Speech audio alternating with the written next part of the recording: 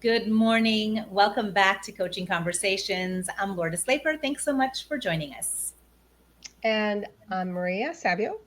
Be sure to stay to the end so that you can get those practical practices and you can start using them right away.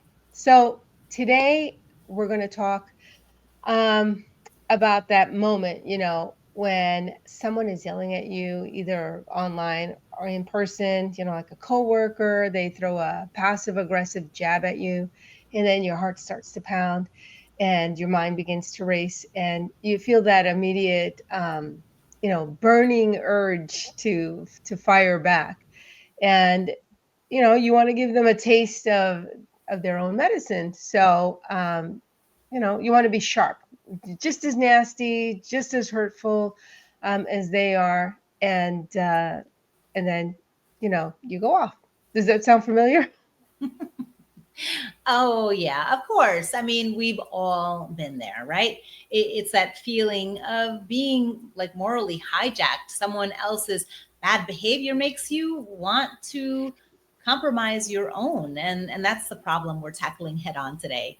We're going to dive into, what's happening when we get pulled into that negativity and why it feels so compelling, and how to defend your peace without ever sinking to their level. Yeah, because the best form of defense isn't to become like your enemy, it's to protect your own integrity from their momentary corruption, right? We're going to share how to be the bigger person, and not just because it's the right thing to do, but because it's the most powerful thing you can do for your own mental health. So, let's get real about the emotional toll this takes on you. It's so tough when you feel this rush of righteous anger, but then you act on it and you're feeling with this gross, hollow feeling afterwards, like you've lost something. I know I did. I felt a lot of shame after one of the, many mini tantrums that I would throw. Um, Thankfully, not at work, mostly at home. But I remember this one time I had this really difficult boss, and he was like one of these master passive aggressive people, right? So he would send these emails, and they'd start with something nice, but then he always had something, buried in the middle that was not nice. And for a while I just fired back with my own, subtle passive aggressiveness, and I had my own passive aggressive remarks, and I felt like, I had a little win in that email war. But I'd feel really terrible most of the day, and it was like I was carrying this negativity and shame around with me. It was really exhausting, and I was not happy.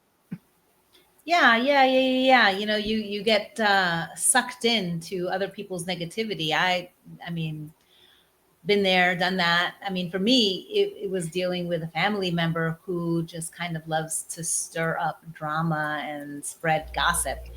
And this was years ago, but the emotional pain wasn't just from the gossip itself, sharing out of turn, but also from the fact that I started to think, well, maybe I should start digging up some dirt on them, and maybe I should, start to, you know, share their information.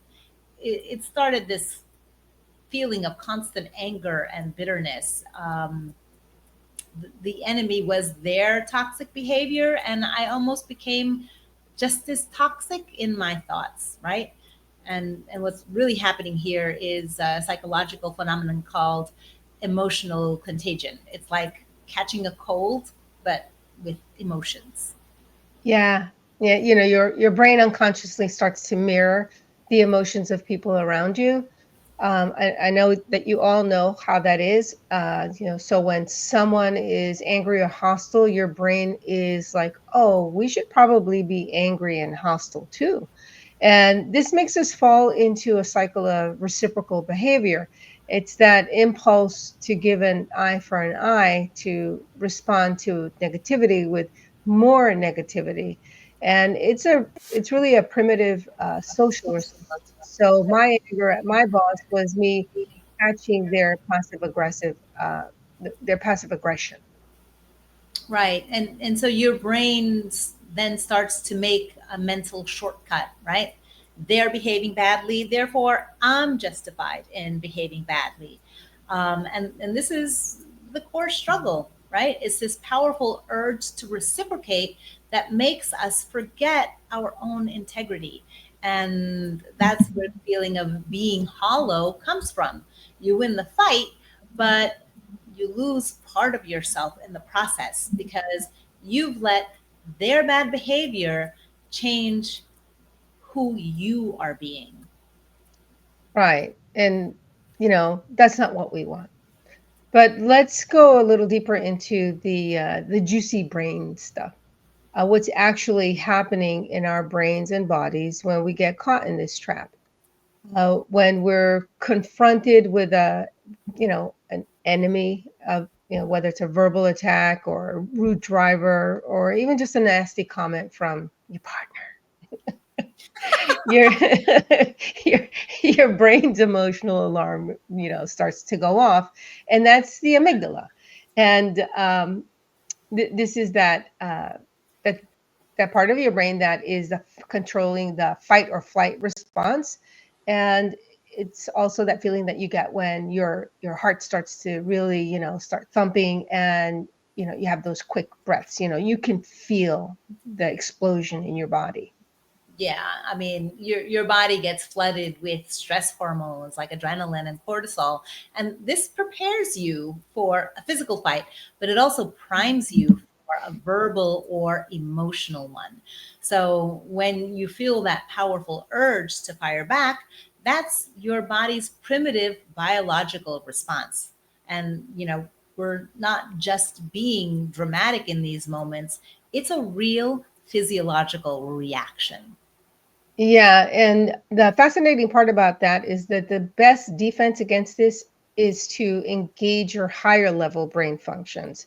We're talking about the prefrontal cortex, which is responsible for, impulse control, that rational thinking, and the emotional regulation. When you choose not to become like your enemy, you're actively using that prefrontal cortex to override the amygdala's primitive fight or fight impulse. So that pause, that moment of reflection, is actually our brain taking back control. Yeah, and this isn't just a philosophical choice. It's a neurological act of self-mastery.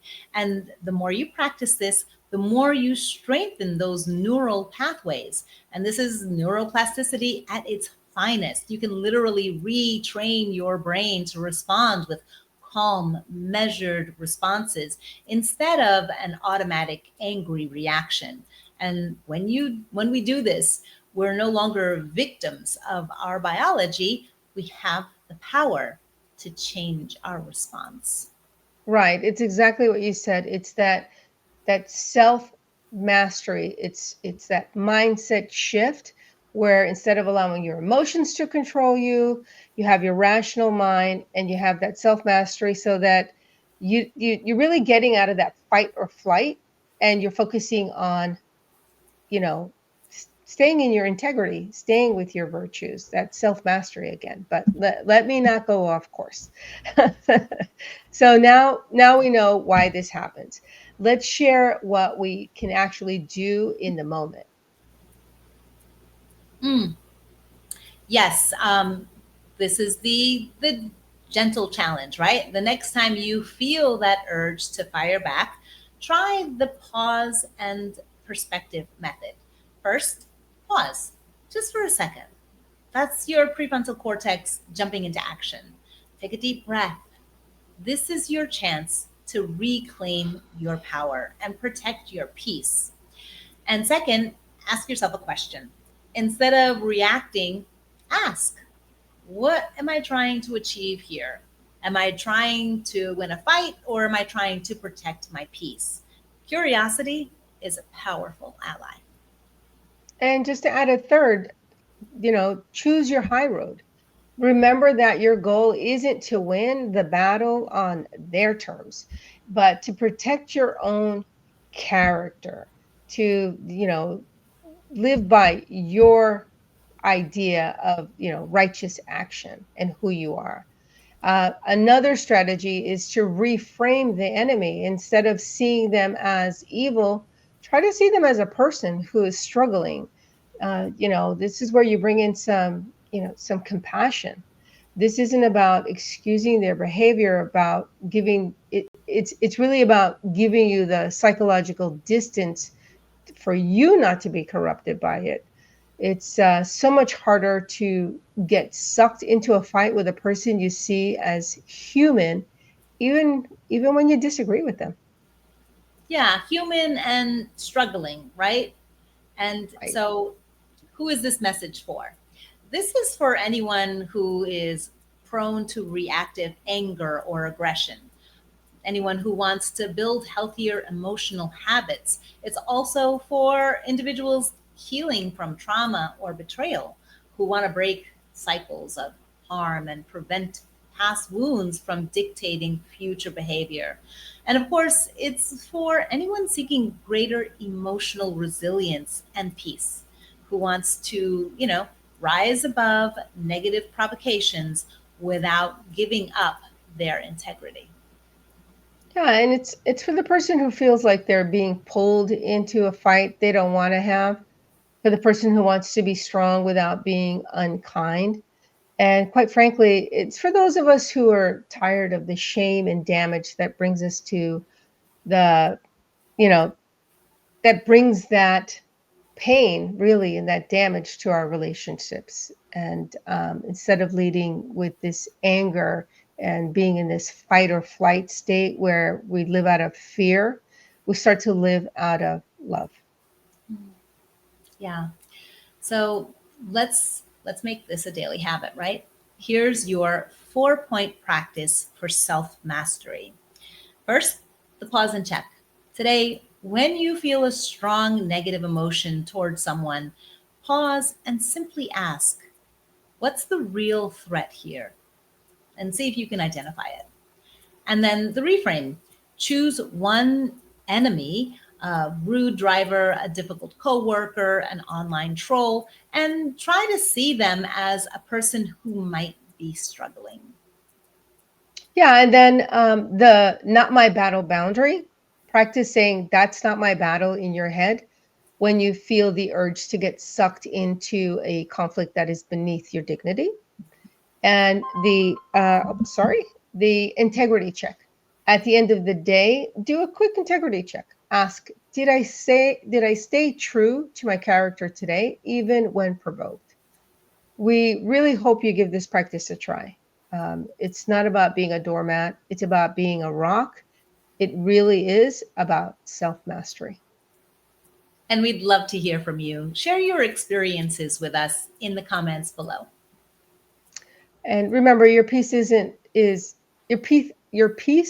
worth protecting. And on that note, we want to leave you with this quote from Mahatma Gandhi.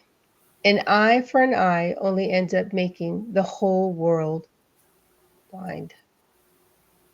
Absolutely. Thank you so much for being here. We're walking this path right alongside you. Take care of your heart. Take care of your mind. Take care of yourself. If you found this helpful, support our work by liking, following, and subscribing. We'll see you next time.